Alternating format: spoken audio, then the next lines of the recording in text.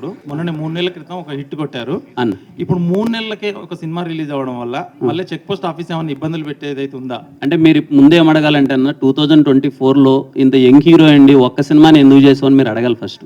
అంటే మీరు ఫస్ట్ ఆ క్వశ్చన్ అడగాలి. అంటే hero యాజ్ ఏ యంగ్ హీరోగా ఉండి ఒక్క ఇయర్కి 2024లో ఒక్క సినిమాని ఎందుకు చేసామని మీరు ఫస్ట్ అడగాలి. ఎక్కువ సినిమాలు చేయడం వల్ల కూడా యంగ్ ఏం అనిపించట్లేదు.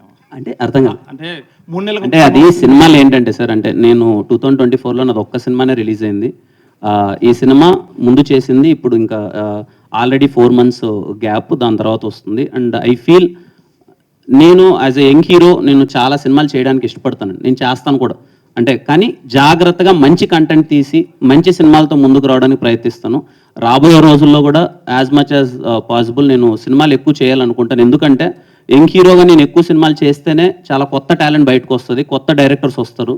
ఏ డైరెక్టర్స్ ప్రూవ్ చేసుకుంటారు అనేది వాళ్ళ చేతుల్లో ఉంటుంది. బట్ నేనైతే సినిమాలు కంటిన్యూస్గా చేస్తూ ఉంటాను. అట్లీస్ట్ నాకు వీలైనంత కొత్త మంది డైరెక్టర్స్ నేను ఇండస్ట్రీకి తీసుకొద్దామని నాకు వీలైనంత నా ప్రయత్నం నేను చేస్తాను. ఆ హిట్ తర్వాత ఇంకెవరు ఇబ్బంది పెట్టరు అనుకుంటున్నారా?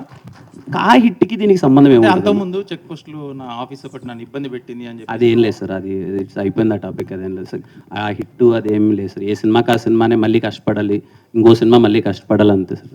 రవి అన్న, కిరణ్ గారు ఇక్కడే